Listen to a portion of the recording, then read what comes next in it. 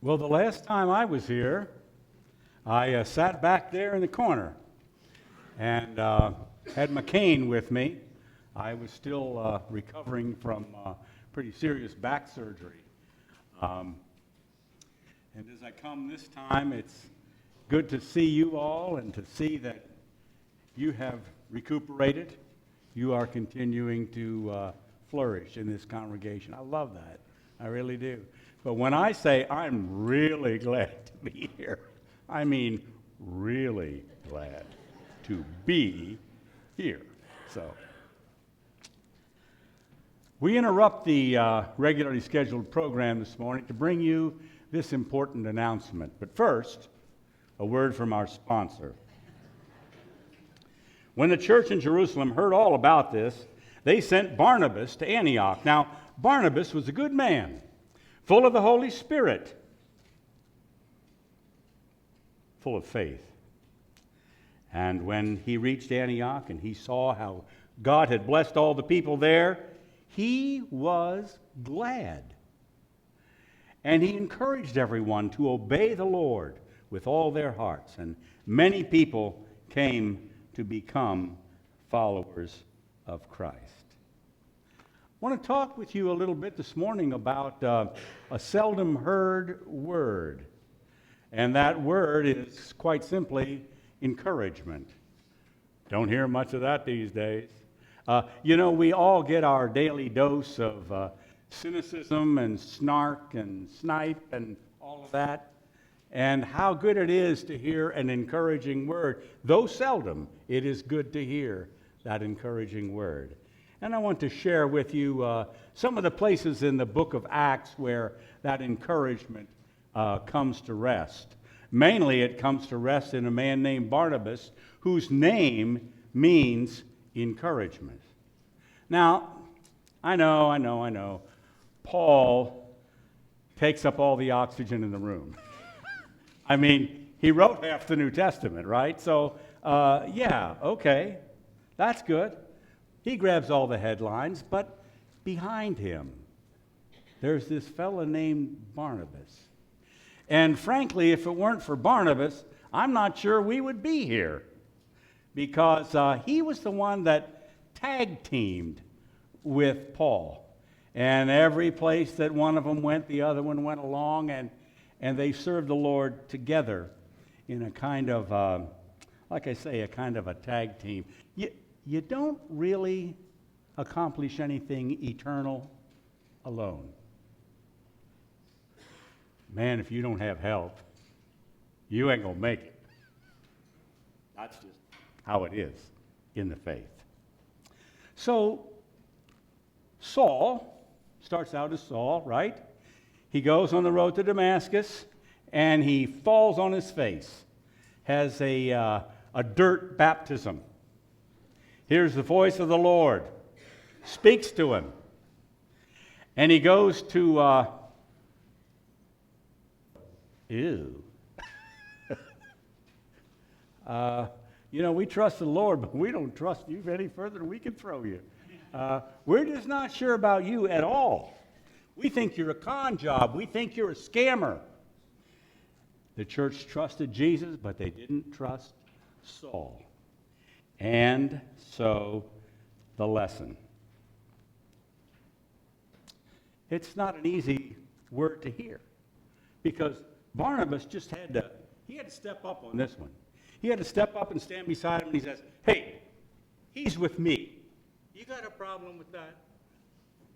Not quite in those words, but he was willing to vouch for a person whose reputation was a little shady, to say the least. Wow. That takes some courage, doesn't it? That's why there's courage in the word encouragement, because we've got to have that kind of grit. We've got to have that kind of grace to be able to do some of the things that the church needs to do. Well, the church goes on, and Paul and Barnabas team up, and they go out on a mission trip.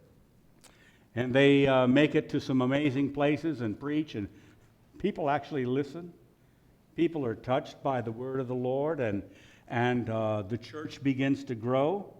But there were some evil people that came along from Antioch and Iconium, and they persuaded people to turn against Paul. And they threw stones at him and dragged him out of town, thinking they had killed him. But the followers gathered around him, and he got up and went back to town. And the next day, he and Barnabas left and went to the city of Derbe. This is an amazing word. Think about it. I mean, here's Paul, once again down in the dirt, in the dust, among the stones that they'd thrown at him. And the disciples kind of gather around and they start picking the stones off of him. And they call 911 and they figure out what all he's going to need. And Barnabas, I believe, leaned over Paul and said, "Psst, hey, Paulie, it's me, Barney. Come on, man, you got to get up and get with it. I mean, we got places to go and people to see and things to do. Come on, you coming?" Not anybody can talk to Paul that way. Okay? This is an extraordinary man who has a real gift of encouragement, who's able to say to someone who's, boy, down and out for the count, "Come on, we got other fish to fry." And off they went.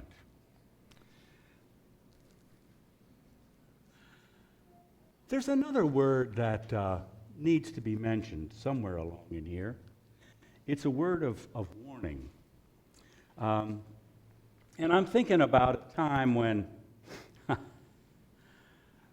I was in Frankfurt at the time. We didn't have a lot of technology, but somebody figured out how to hook a wire into the cable company, and next thing you know, we were broadcasting the worship service on Sunday morning live, and drink another cup of coffee, and we would be bringing the word to them. This was a great idea, and it was a lot of fun, and I sure learned a lot during that period of time. But the Ministerial Association decided that they would like to broadcast the Thanksgiving service. So they said, "Oh, sure, yeah, we'd be glad to have you come." So they came, and they invited a young man to preach. Didn't know him, new in the county, and so he stood up that night, and I don't want to say anything about his sermon, but it was a disaster. I mean, I was insulted. He said things that I don't believe I'd have said out loud, and certainly not in that company. And he was rude. He was kind of crude. And he was, as the grandkids say, inappropriate. He really was. I was fit to be tied. There was not a lot of people hanging around after the service going, "Nice sermon." Everybody kind of scattered like quail. And we were in the back in the choir room and changing our coats and all that. And I was just getting ready to tell this young man where the moose found the huckleberries. You know what I mean? Yeah. And the dean of the Clergy Association, an old fella who was the minister of the Second First Baptist Church, K.L. Moore, came up to me and he put his fingers on my lips. And he said, "Charity, Straub, charity." And then he turned around and he took a hold of this young man and he put his arm around him and he said, "Let's take a walk." Off they went, and I kind of heard little pieces of it. I got a lot of the nonverbals, He was giving them down the road. I mean, he was telling him what for. He was telling him with great precision and clarity, but also charity. Some people can pull that off. I sure couldn't in that moment. I'll never forget it. I'll never forget it. To be clear and charitable. It's quite a combination. I heard later that, wasn't too long ago, after that, the bishop, excuse me. There we go. The bishop moved the young man down to a little town in Tennessee. And I thought, well, okay. And found out that he became much beloved in that town. And it wasn't because of me. I was no help whatsoever. But I learned something about how you do this.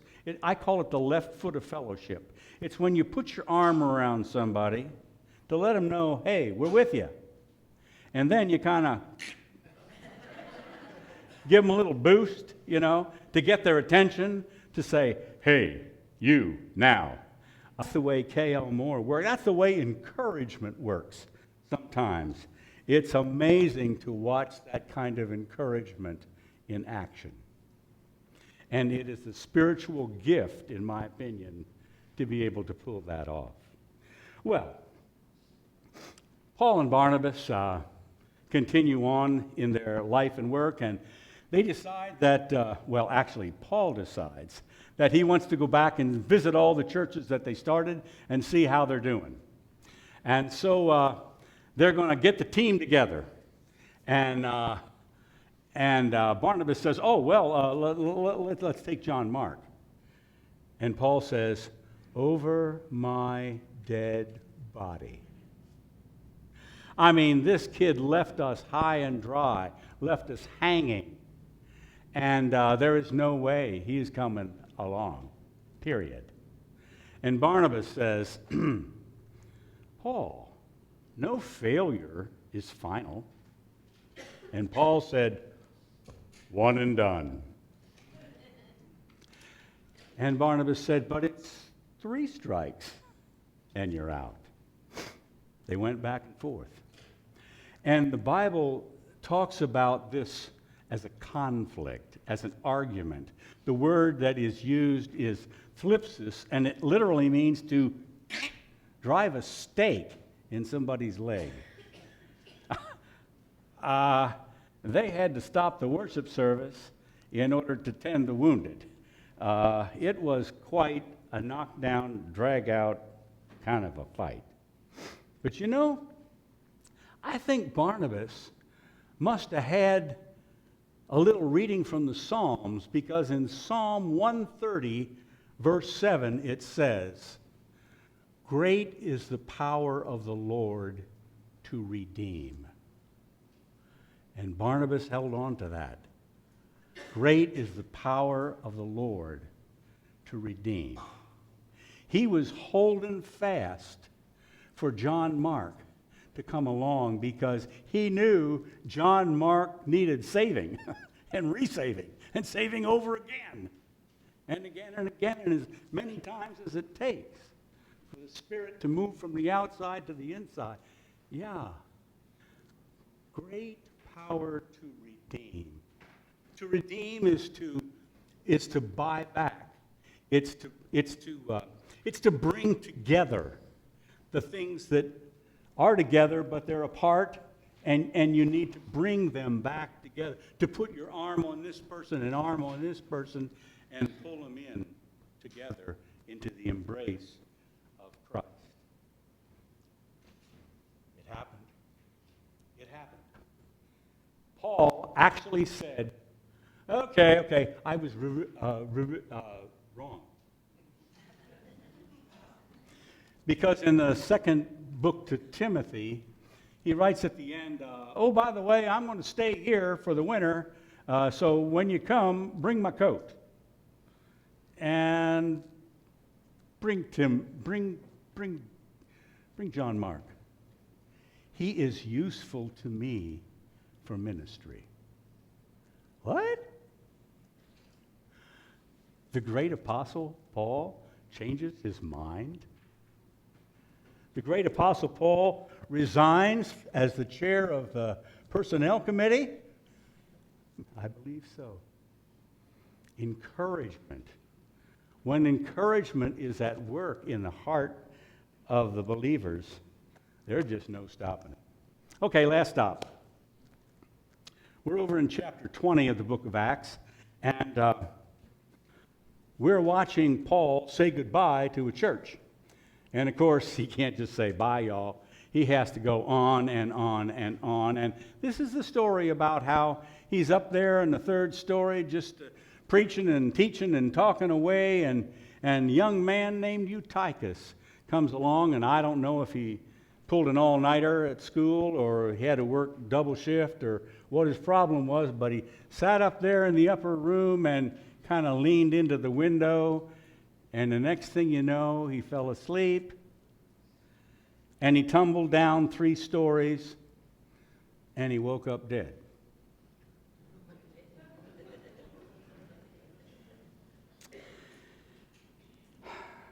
And Paul was in the middle of communion, and he said, "Excuse me just a minute. Hold that thought." And he went down, and he laid himself out on Eutychus, and he embraced him, and he hugged him back to life. And he said, "Now, where were we? Let's go on back and finish the communion service." What?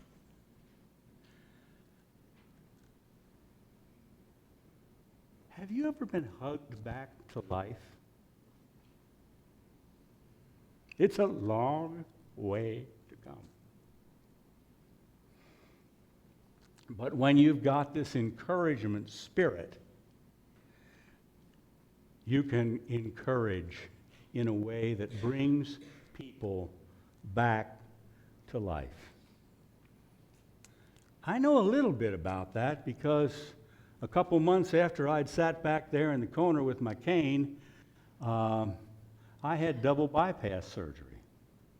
And I got a little taste of what Eutychus must have gone through down there on the ground. And you know who hugged me back to life? Amanda.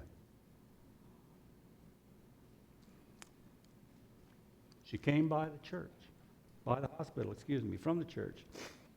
She came by. She couldn't get too close to me because I was all wired up with this stuff. But she took my hand, and she said, "We're praying for you across the river." And she offered a prayer. And I don't remember the words, but I know the spirit of that prayer.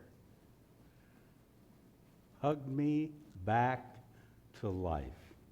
Folks, that's what we do for each other. That's the work of the church. That's what it's all about. I mean, that's why we came this morning, right? To be hugged back to life. Let it be so, y'all.